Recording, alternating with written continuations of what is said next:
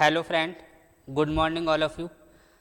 मैं अखिलेश राघव आपका UP global coaching में स्वागत करता हूँ। हिंदी जो हमारी यूट्यूब के माध्यम से चल रही थी, उस हिंदी में हमने जो 4 टॉपिक अभी कवर किए हैं वो कौन से किए हैं? विकारी शब्द। और विकारी शब्द कितने थे? 4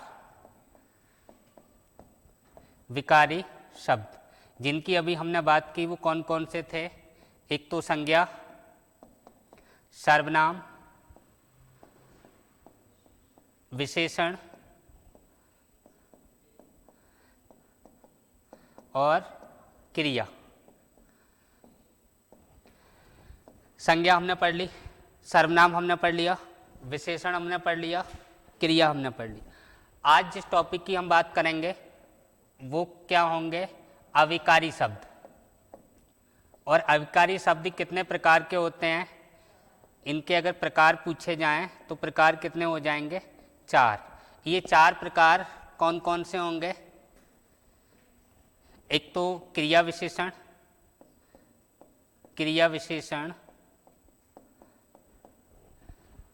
समुच्चय बोधक अव्यय,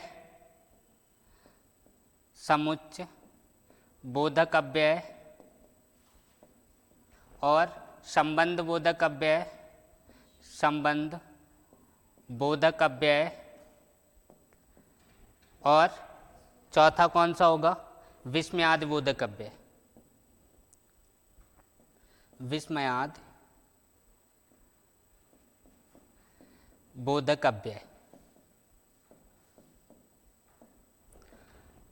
अविकारी शब्द कितने हो गए? 4, जिसमें आज हम बात करेंगे किसकी? क्रिया विशेषण की। संज्ञा की विशेषता बताने वाले शब्द को क्या कहते हैं? विशेषण। सर्वनाम की विशेषता बताने वाले शब्द को क्या कहते हैं? विशेषण। विशेषण की विशेषता बताने वाले शब्द को क्या कहते हैं? प्रविशेषण। क्रिया की विशेषता बताने वाले शब्द को क्या कहते हैं? क्रिया विशेषण। तो आज जिस टॉपिक पे हम बात करेंगे वो टॉपिक कौन सा है अपना? क्रिया विशेषण। चलो, अगर मैं बात करूं क्रिया विशेषण के प्रकार,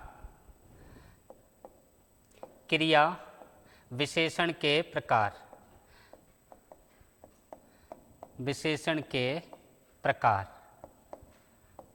अगर हम क्रिया विशेषण के प्रकार की बात करें तो इसमें हमें क्या ध्यान रखना है? एक ट्रिक मैं आपको बता दे रहा हूँ। यहाँ पे एक शब्द लिख रहा हूँ, कास रिप। कितने प्रकार होंगे? 4। और जो 4 प्रकार हैं उसे हम किस माध्यम से याद रख लेंगे? कास रिप। इस कास का मतलब कालवाचक क्रिया विशेषण, सा का मतलब स्थानवाचक क्रिया विशेषण,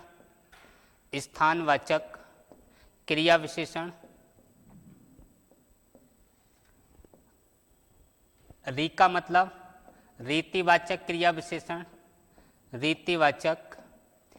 विशेषण, और पा का मतलब परमाणवाचक क्रिया विशेषण। संज्ञा के प्रकार कितने बताए थे? मुख्यतः संज्ञा 3 प्रकार की बताई थी। सर्वनाम कितने प्रकार के बताए थे? सर्वनाम कितने प्रकार के थे? 5 प्रकार के। संज्ञा, सर्वनाम, इसके बाद क्या पढ़ा था हमने? विशेषण कितने प्रकार के थे? विशेषण कितने प्रकार के बताए थे? 6 प्रकार के। विशेषण के बाद अगला क्या? क्रिया। और क्रिया के प्रकार हमने कितने देखे? 3। कौन कौन से देखे? कर्म के आधार पर क्रिया, प्रयोग व संरचना के आधार पर क्रिया, और काल के आधार पर क्रिया। आज हम जिस टॉपिक की बात कर रहे हैं वो टॉपिक क्या है? क्रिया विशेषण। पहला प्रश्न तो यही बनता है, क्रिया विशेषण के प्रकार कितने हैं? 4। इसको हम किस माध्यम से ध्यान रख लें? कासरिप, कालवाचक, स्थानवाचक, रीतिवाचक और परिमाणवाचक। अब ये क्या होते हैं, इनकी एक एक की बात कर लें। अरे बात क्लियर होगी? अच्छा, यहाँ पे एक बात और सुन लो। अगर क्रिया विशेषण होता है क्या है, इसको देखिए आप। क्रिया विशेषण। ये क्या होता है? क्रिया विशेषण क्या होता है? वे अविकारी शब्द जो क्रिया की विशेषता बताते हैं, वे अविकारी शब्द, वे अविकारी शब्द जो क्रिया की विशेषता बताते हैं, वे अविकारी शब्द जो क्रिया की विशेषता बताते हैं, क्या कहलाएंगे? वे विकारी शब्द जो क्रिया की विशेषता बताते हैं क्या कहलाते हैं? क्रिया विशेषण, क्रिया विशेषण कहलाते हैं।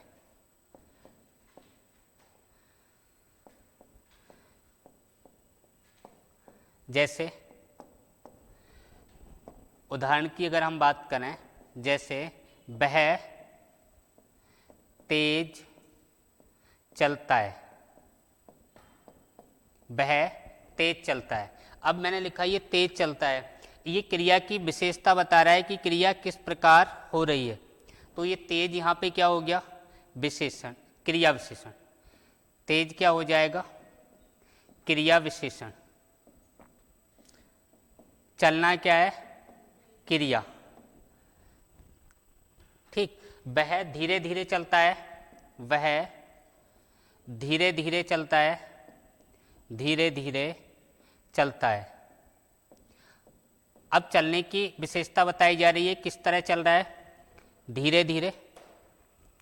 और अगर मैं बात करूं, वह 2 घंटे से, वह 2 घंटे से पढ़ती है। अब देखो ये पढ़ना क्रिया है, कब से पढ़ रही है? 2 घंटे से। तो यहाँ भी ये क्रिया एक समय का, क्रिया कब हो रही है इसका बोध करा रहे हैं, तो इसको हम कालवाचक क्रिया विशेषण कहते हैं।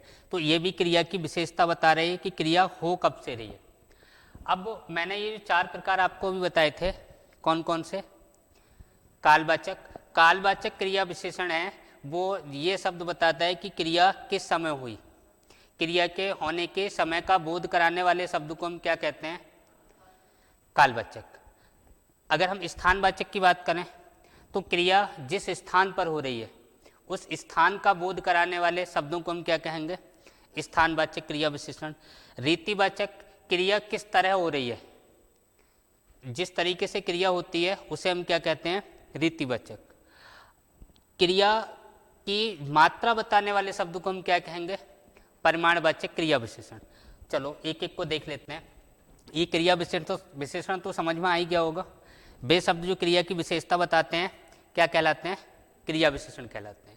क्रिया विशेषण कितने प्रकार के हो गए? 4 प्रकार के हो गए, जिनमें पहला कौन सा है अपना? कालवाचक। या चारों के एक एक एग्जाम्पल दिखा दूं? क्रिया विशेषण के उदाहरण देख लो पहले। क्रिया विशेषण के उदाहरण।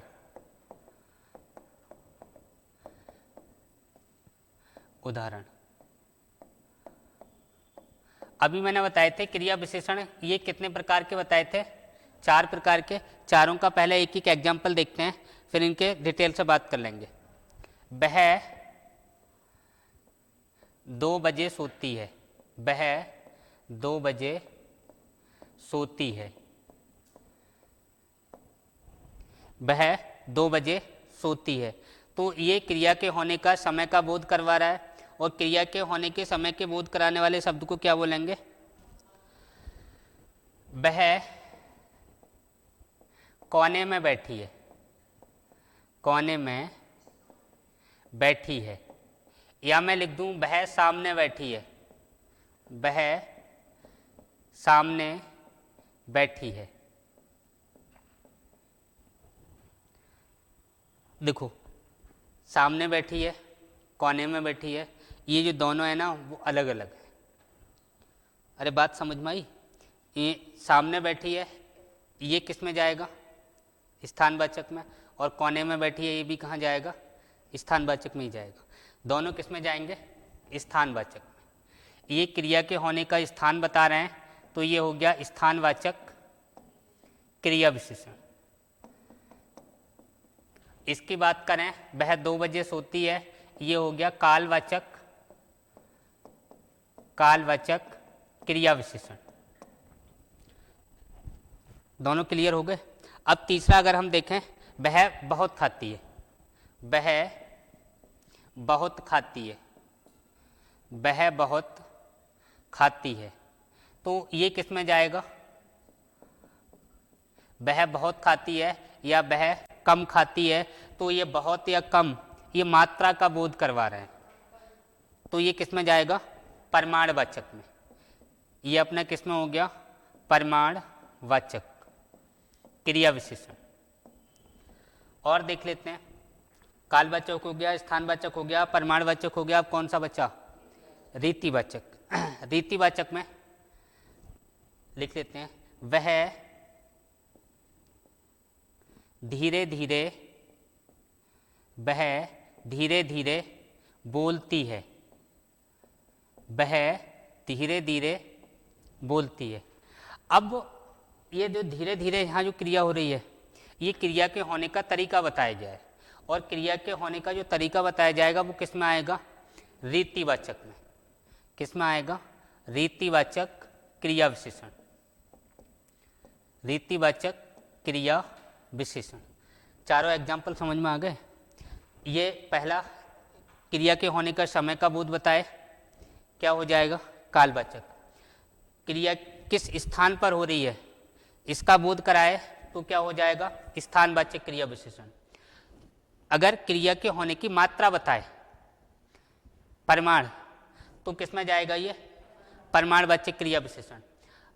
ये जो क्रिया है वो किस तरीके से हो रही है, क्रिया के होने का तरीका बताने वाले शब्दों को हम क्या कहेंगे? रीतिवाचक क्रिया विशेषण। बात क्लियर हो गई? चलो एक एक को देख लें।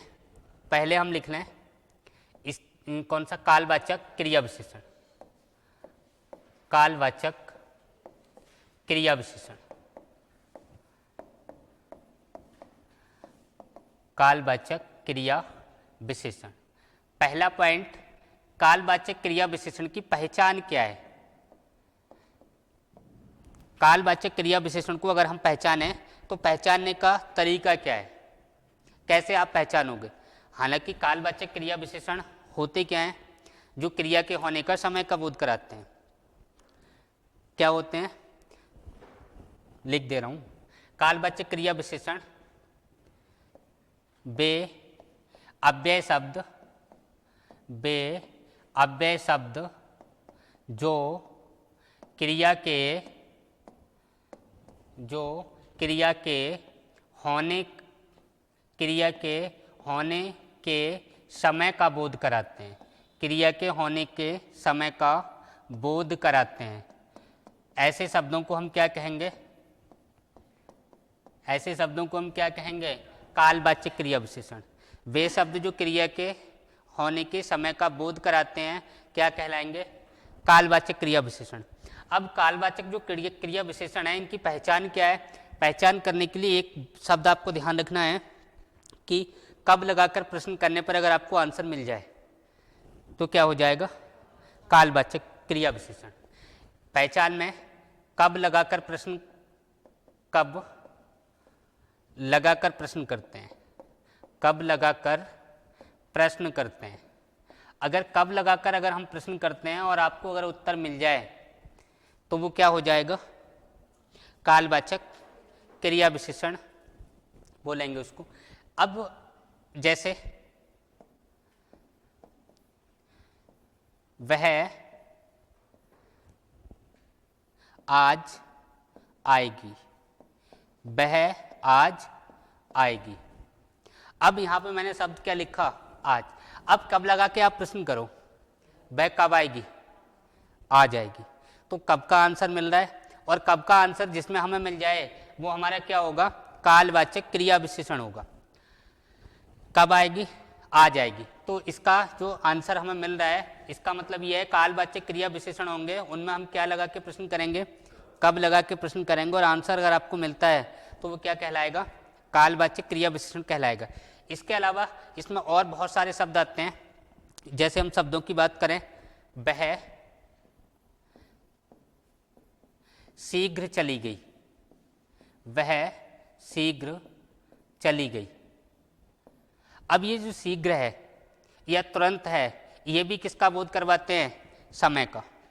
शीघ्र लिखा हो, तुरंत लिखा हो, और क्या क्या शब्द? सप्ताह हो सकता है, अवधि हो सकती है, पक्ष हो सकता है, आज, कल, परसों, ये शब्द भी हो सकते हैं। ये भी सब किसका बोध कराएंगे? काल का बोध कराते हैं।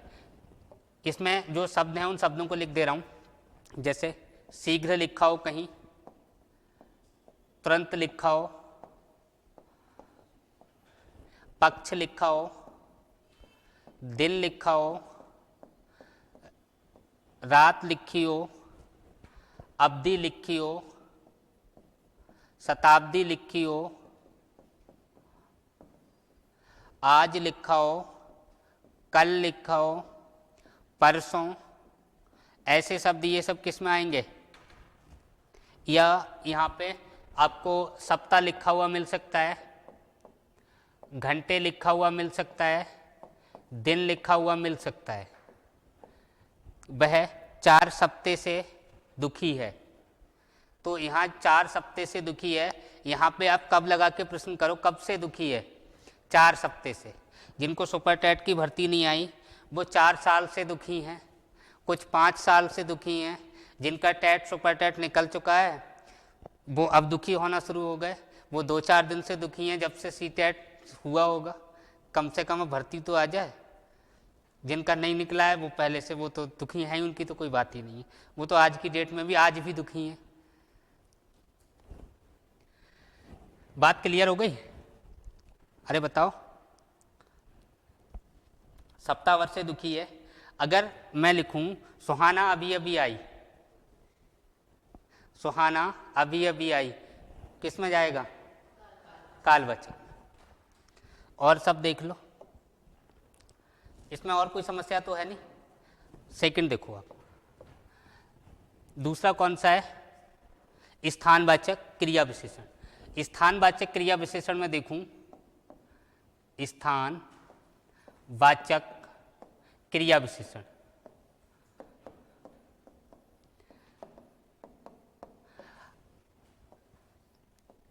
वे अव्यय शब्द, वे अव्यय शब्द जो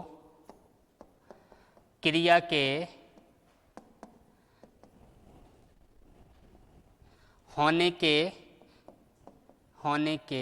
स्थान का बोध कराते हैं, स्थान का बोध कराते हैं। क्या कहलाएंगे? स्थानवाचक क्रिया विशेषण। अब स्थानवाचक क्रिया विशेषण में क्या क्या हो सकता है? जैसे मैं आपसे कहूं, हाँ, आगे, पीछे, दाएं, बाएं, ऊपर, नीचे, आमने, सामने, ये सब किस में आएंगे? स्थानवाचक क्रिया विशेषण में। अगर मैं कहूं छत पर बैठी है, किस में जाएगा? अगर मैं कहूं राधा छत के ऊपर बैठी है, ये किस में जाएगा? दोनों में अंतर है, दोनों अलग अलग हैं। जो मैंने बोला कि राधा छत के ऊपर बैठी है, ये संबंध बोधक अव्यय में जाएगा। और अगर मैंने कहा छत पर बैठी है, तो किस में जाएगा? स्थानवाचक क्रिया विशेषण में। तो इसमें स्थानवाचक क्रिया विशेषण की अगर हम बात करें तो इसकी पहचान हम कैसे करते हैं? चलो इसकी पहचान बताओ, इसकी पहचान कैसे करते हैं? अगर स्थानवाचक क्रिया विशेषण की मुझे पहचान करनी है तो मैं क्या कह के प्रश्न करूं? हाँ, कहाँ, क्या लगा के प्रश्न करें? कहाँ लगा के प्रश्न करें? इसमें कहाँ के द्वारा प्रश्न किया जाता है, कहाँ के द्वारा प्रश्न किया जाता है। एग्जाम्पल देख लो इसके, स्थानवाचक क्रिया विशेषण। उदाहरण, वह पीछे बैठी है, वह पीछे बैठी है। कहाँ बैठी है? पीछे। वह आगे आगे चल रही है, वह आगे आगे चल रही है, वह आगे आगे चल रही है। कहाँ लगा के प्रश्न कर लो, समझ में आ जाएगा। कहाँ बैठी है, आगे बैठी है, आगे आगे चल रही है, तो कहाँ चल रही है। अगर मैं कहूँ वह धीरे धीरे धीरे धीरे चलती है, वह धीरे धीरे चलती है। अब इसका मतलब क्या हुआ, देखो आगे आगे आया तो स्थानवाचक में गया, और धीरे धीरे जैसे ही मैंने लिखा तो ये क्रिया के चलने का तरीका हो गया, और यह किस में जाएगा, रीतिवाचक में। ये किस में जाएगा, रीतिवाचक में, रीतिवाचक क्रिया विशेषण। अरे बात क्लियर हो गई, और देख लो इसमें।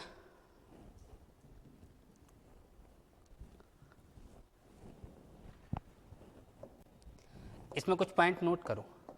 अभी मैं बात किसकी कर रहा था, स्थानवाचक क्रिया विशेषण की।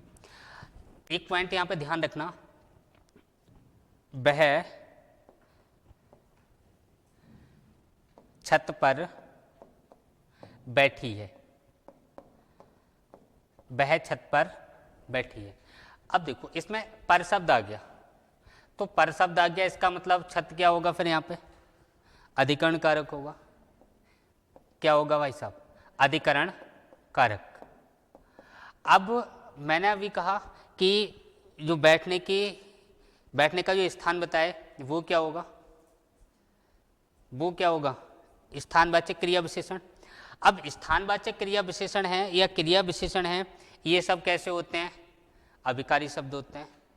और जबकि जो कारक हैं अपने, कोई भी कारक है, कर्ता है, करण है, अधिकरण है, ये सब कैसे शब्द होते हैं, विकारी शब्द होते हैं। फिर दोनों में अंतर क्या है, इसको हम अधिकरण कारक कहें या फिर इसको मैं क्रिया विशेषण कहूँ, क्रिया की विशेषता बता रहा है, ऐसी स्थिति में हम क्या कहेंगे। तो ऐसी स्थिति में आपको जो प्रयोग हो रखा है उसी को देखना है। और एक बात यहाँ ध्यान रखनी है कि जैसे मैंने ये सेंटेंस लिखा, इसमें ये अधिकरण कारक आया, तो ये जो अधिकरण कारक है यही क्या होता है, क्रिया विशेषण होता है। अधिकरण कारक ही क्या होता है, क्रिया विशेषण, और क्रिया विशेषण ही क्या होगा, अधिकरण कारक होगा। अधिकरण कारक में मैं, पे, पर ये विभक्तियाँ आती हैं, तो ये विभक्ति के बाद अगर क्रिया आती है, कोई परसर्ग ना आया हो, और अगर परसर्ग के बाद क्रिया आ जाए तो फिर इसमें स्थानवाचक क्रिया विशेषण नहीं होगा, फिर क्या होगा, संबंध बोधक अव्यय होगा। इन दोनों में अंतर ढंग से समझना है, न गलती यही होगी। चलो, तो यहाँ पे ध्यान क्या रखना है कि जो अधिकरण कारक है यही क्रिया विशेषण है, और क्रिया विशेषण है यही क्या है, अधिकरण कारक है। इनको हमें ध्यान रखना है। अगर अधिकरण कारक कहीं मैं पे पर भी दिखाई दे तो ज़्यादा सोचने समझने की जरूरत नहीं है, क्रिया विशेषण होगा ही। और कौन सा क्रिया विशेषण होगा, हाँ, स्थानवाचक।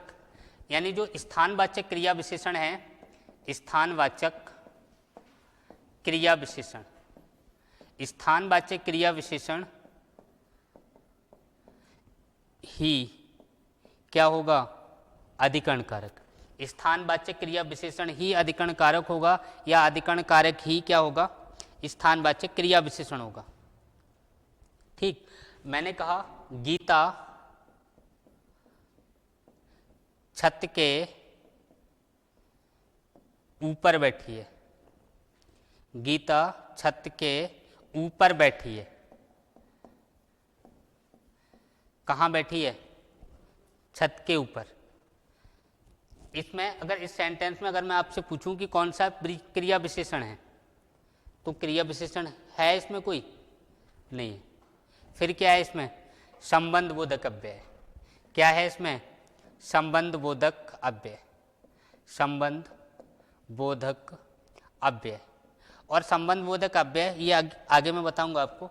ये संबंध बोधक अव्यय ये है कि अगर मैं लिखता इसको गीता छत पर बैठी है, तब क्या होता, स्थानवाचक क्रिया विशेषण होता।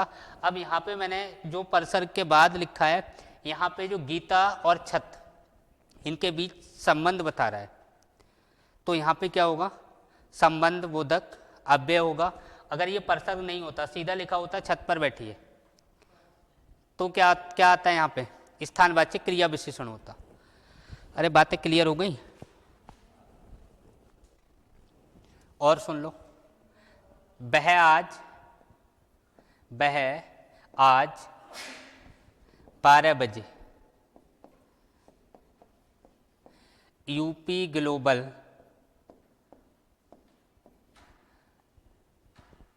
कोचिंग आएगी।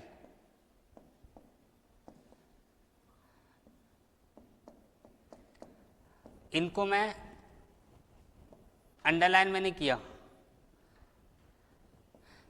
अंडरलाइन किया। बताइए इनमें क्रिया विशेषण कौन कौन से हैं? बताओ।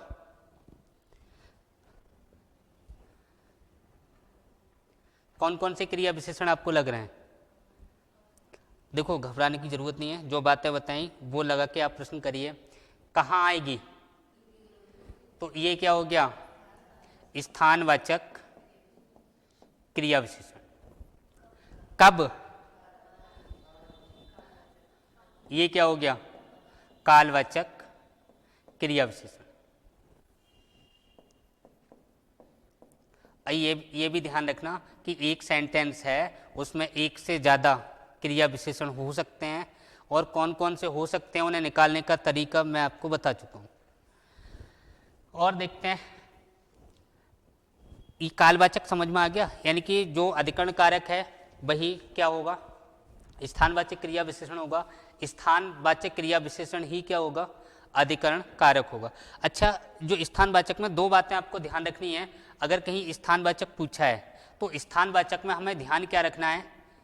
जो स्थानवाचक है उस स्थानवाचक में हमें ध्यान क्या रखना है कि स्थानवाचक क्रिया विशेषण में या तो स्थान होगा या फिर दिशा होगी। क्या क्या होगा? या तो स्थान होगा या फिर दिशा होगी। किसमें? स्थानवाचक क्रिया विशेषण में। स्थानवाचक क्रिया विशेषण में कैसे स्थान होगा?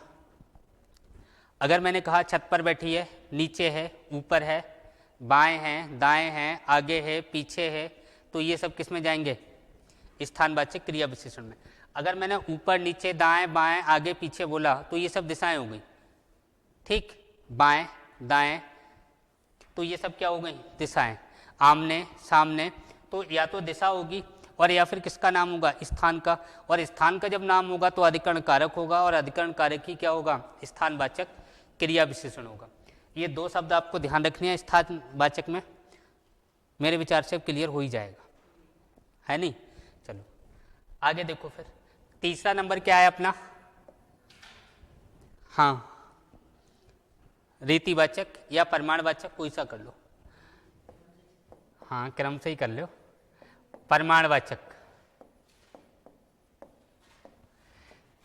बे अव्यय शब्द, बे अव्यय शब्द जो क्रिया की मात्रा बताते हैं। वे अव्यय शब्द जो क्रिया की मात्रा का बोध कराते हैं। मात्रा का बोध कराते हैं। कैसे बोध कराते हैं भाई साहब? क्रिया की मात्रा का बोध कैसे करवाते हैं? वह बहुत खाती है, वह बहुत खाती है, वह कम पढ़ती है, वह कम पढ़ती है। तो ये क्रिया की मात्रा का बोध करवा रहे हैं। ज़्यादा खाती है, कम खाती है, कम पढ़ती है, ज़्यादा पढ़ती है। तो इसमें जो शब्द आएंगे वो कौन कौन से आ सकते हैं? हाँ, जैसे मैंने कहा, वह थोड़ा थोड़ा खाती है, वह थोड़ा थोड़ा खाती है। ये भी किस में जाएगा? प्रमाणवाचक में। एक वो शब्द आता है, हाँ, जितना गुड़ डालोगे उतना मीठा होगा। जितना जितना गुड़ डालोगे, गुड़ डालोगे उतना मीठा होगा, उतना मीठा होगा। अब देखो जितना गुड़, यहाँ पे गुड़ की मात्रा बताई जा रही है, उतना मीठा, तो जितना हो उतना हो, कम हो अधिक हो, इसमें जो शब्द आते हैं उन शब्दों को मैं लिख दे रहा हूँ। परिमाणवाचक में कौन कौन से शब्द आते हैं? कम, अधिक, जितना, उतना,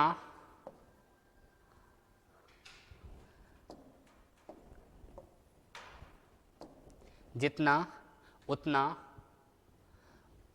थोड़ा, और कौन कौन से शब्द आएंगे? कम, अधिक, जितना, उतना, थोड़ा, और क्या? बहुत, क्या आ सकता है? बहुत, आदि शब्द आते हैं। ऐसे शब्द जहाँ देखने को मिले, और इसकी पहचान कैसे करें? तो पहचान के लिए हम, हाँ, पहचान करने के लिए इसमें क्या करें हम? बताओ, कितना, कितनी, कितने लगा के प्रश्न करें। पहचान में कितना, कितनी, कितने लगा के प्रश्न करते हैं, कितने लगाकर प्रश्न करते हैं। बात समझ में आई? कितना खाती है? बहुत। कितना पढ़ती है? कम। कितना खाती है? थोड़ा थोड़ा। कितना गुड़? कितना मीठा? तो ये आंसर हमें मिले कितना, कितनी, कितने लगाने पर, तो वो किस में जाएगा? परिमाणवाचक क्रिया विशेषण में। लास्ट देख लो, चौथा कौन सा है अपना? हाँ, रीतिवाचक क्रिया विशेषण। रीतिवाचक क्रिया विशेषण।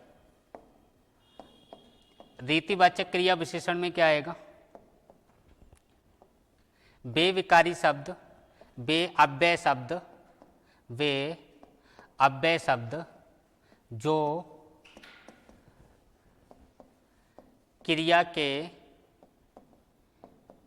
होने का तरीका बताते हैं, क्रिया के होने का तरीका बताते हैं, तरीका बताते हैं, क्या कहलाएंगे? रीतिवाचक क्रिया विशेषण कहलाएंगे। ठीक, इसमें क्या क्या शामिल होता है? अगर हम बात करें, अगर किसी ने स्वीकृति दी, निषेधता, स्वीकृति इसमें शामिल होगी। बात करें निषेधता, निषेधता इसमें शामिल होगी। और क्या शामिल होगा? स्वीकृति, निषेधता, निश्चितता, अनिश्चितता,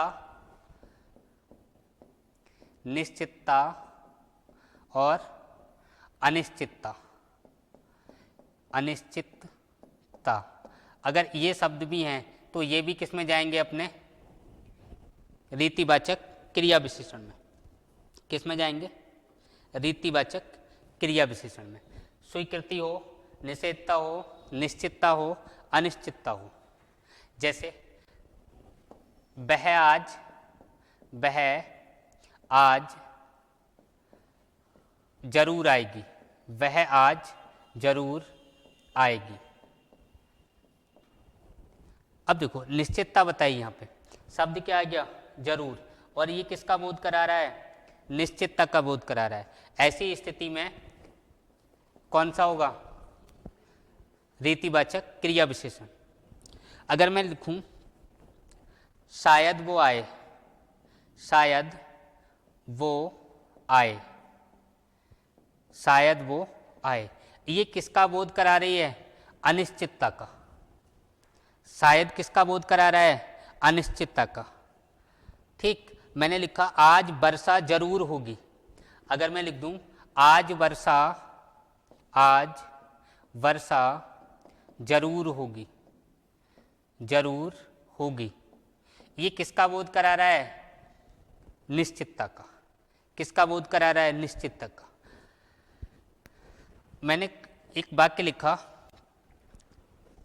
हाँ आ जाओ, हाँ आ जाओ। अब यहाँ पे देखो, ये हाँ आ जाओ जो मैंने लिखा, ये किसका बोध करा रहा है? स्वीकृति का। किसका बोध करा रहा है? स्वीकृति का। और स्वीकृति का जब बोध करा रहा है फिर भी किस में जाएगा, किस में जाएगा, रीतिवाचक।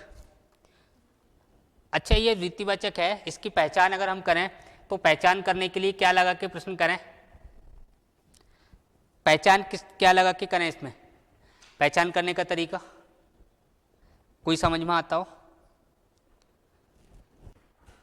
कैसे लगाकर, कैसे लगाकर प्रश्न करें, प्रश्न करें।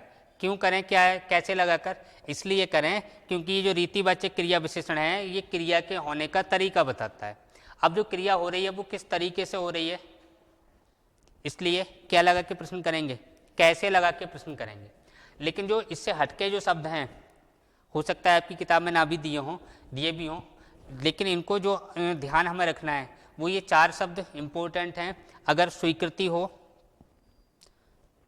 ठीक, निषेधता हो, या फिर निश्चितता हो, अनिश्चितता हो, किस में आ जाएंगे सब, रीतिवाचक क्रिया विशेषण में। जैसे गोलियां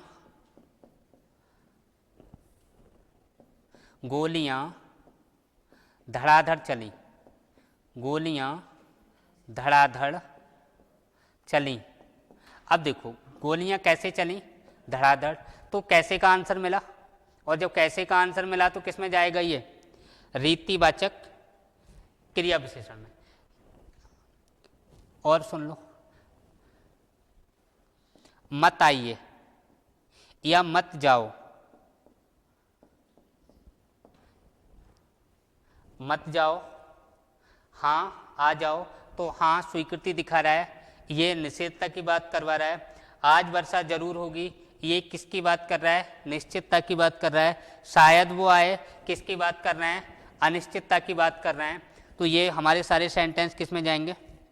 और अच्छे क्वेश्चन क्या हो सकते हैं, देखो मैंने लिखा बस फटाफट, बस तुरंत भर गई, तुरंत भर गई। दूसरा मैंने लिखा बस फटाफट भर गई, फटाफट भर गई। इन दोनों में कुछ अंतर दिखाई दे रहा है, बस फटाफट भर गई, बस तुरंत भर गई, इन दोनों में कोई अंतर है, लगता है कोई अंतर, हाँ बस फटाफट भर गई, तुरंत भर गई, दोनों में कोई अंतर निकल के आ रहा है, समझ में आ रहा है, अंतर है। अंतर क्या है, ये तुरंत, ये समय का बोध करवा रहा है,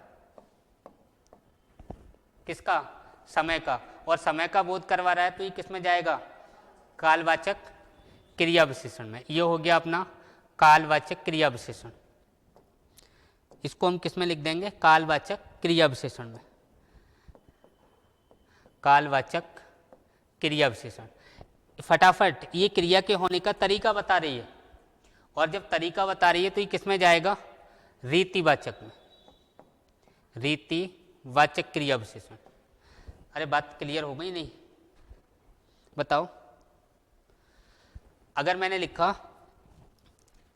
राधा तेज चलती है, राधा तेज चलती है, तेज चलती है। अब देखो यहाँ तेज जो विशेषण मैंने लिखा ये क्रिया की विशेषता बता रहा है, क्रिया विशेषण है। अब क्रिया विशेषण है तो कौन सा वाला, अब कौन सा वाला, आप जो शब्द मैंने बताया उन्हें लगा कि आप प्रश्न कर लो। कैसे चलती है, तेज चलती है, तो कौन सा होगा इसमें, रीतिवाचक, तरीका बता रही है। अरे धीरे चलती है, तेज चलती है, जैसे भी चलती है। अगर मैं लिखूं मस्त मस्त चलती है तो ये भी चलने का तरीका है, तेज तेज चलती है ये भी चलने का तरीका है। तो ये जो तेज चलती है ये चलने का तरीका है, और ये वाक्य फिर किस में जाएगा, रीतिवाचक क्रिया विशेषण में, रीतिवाचक क्रिया विशेषण। ये चारों क्लियर हुए नहीं, बताओ। हाँ एक बार फिर सुन लो, अगर समझ में आ गए हो तो ठीक है। क्रिया विशेषण के प्रकार कितने बताए थे, 4। कौन कौन से, एक शब्द बताया काश्रिप, कालवाचक, स्थानवाचक, रीतिवाचक और परिमाणवाचक। कालवाचक क्या होंगे, बे अव्यय शब्द जो क्रिया के होने के समय का बोध कराते होंगे, जैसे दिन हो, आज हो, कल हो, सप्ताह हो, अवधि हो, वर्ष हो, शताब्दी हो, ये सारे शब्द किसका बोध करवाएंगे? क्रिया के होने के समय का बोध कराते हैं। तो ये किस में जाएंगे? जैसे तुरंत हो, शीघ्र हो, ये भी किसका बोध करवा रहे हैं? क्रिया के होने के समय का बोध करवाते हैं। तो ये किस में चले गए? अपने कालवाचक। दूसरा मैंने बताया स्थानवाचक। अब स्थानवाचक में वो अव्यय शब्द आएंगे जो क्रिया के होने का स्थान का बोध कराएंगे कि क्रिया कहाँ पर हो रही है, कहाँ लगा कि अगर हम प्रश्न करेंगे तो हमें इसका आंसर मिल जाएगा। किस में मिल जाएगा? स्थानवाचक क्रिया विशेषण में। अब मैंने दूसरी बात यहाँ पे कही थी कि जो अधिकरण कारक होता है वो अधिकरण कारक सभी के सभी कैसे होते हैं? विकारी शब्द। विकारी शब्द क्यों होते हैं? क्योंकि वो संज्ञा और सर्वनाम से मिलकर बने होते हैं। क्रिया विशेषण कैसा शब्द है? इसको मैं अव्यय और अविकारी शब्द बोल रहा हूँ। ठीक, तो अव्यय और अविकारी शब्द है, तो इसमें अगर हम देखें कि एक ही शब्द अविकारी का भी काम कर रहा है, एक ही शब्द विकारी का भी काम कर रहा है। इसका कारण क्या है? कारण ये है कि यहाँ जो प्रयोग हुआ वो क्रिया विशेषण के रूप में हुआ, और कोई भी विकारी शब्द भी अगर क्रिया की विशेषता बताने लगे तो वो भी किस में जाएगा? फिर अविकारी में जाएगा। बात क्लियर हो गई? तो जो यहाँ मैंने आपको एक नोट करवाया था अभी कि स्थानवाचक क्रिया विशेषण ही क्या होगा? अधिकरण कारक होगा, और अधिकरण कारक ही क्या होगा? क्रिया विशेषण होगा। यही तो स्थानवाचक क्रिया विशेषण होगा। इसके अलावा तीसरा अपना कौन सा था? परिमाणवाचक, यानी कि जहाँ क्रिया की मात्रा का बोध कराया जाता हो। जो क्रिया हो रही है वो किस मात्रा में हो रही है। ठीक, कितना कितनी कितने लगा के प्रश्न करें तो क्रिया की मात्रा का बोध जहाँ होता हो वो किस में आ जाएगा? परिमाणवाचक में आ जाएगा। लास्ट करवाया था मैंने रीतिवाचक क्रिया विशेषण। रीतिवाचक में क्रिया के होने का ढंग या तरीका बताने वाले अव्यय शब्दों को हम क्या कहेंगे? रीतिवाचक क्रिया विशेषण कहेंगे। और जो रीतिवाचक क्रिया विशेषण होंगे इनमें निषेधता शामिल होगी, स्वीकृति शामिल होगी, अनिश्चितता शामिल होगी, निश्चितता शामिल होगी। ऐसे शब्दों को हम क्या कहेंगे? कल जो हम बात करेंगे वो अगला टॉपिक शुरू करेंगे। और कल अपना अगला टॉपिक क्या होगा? जो अविकारी शब्द हैं 4 हैं जिनमें हमारा क्रिया विशेषण आज कंप्लीट हो गया। कौन कौन सा बचा? संबंध बोधक, समुच्चय बोधक और विस्मयादिबोधक, जिनको हम कल कवर करेंगे। ठीक है।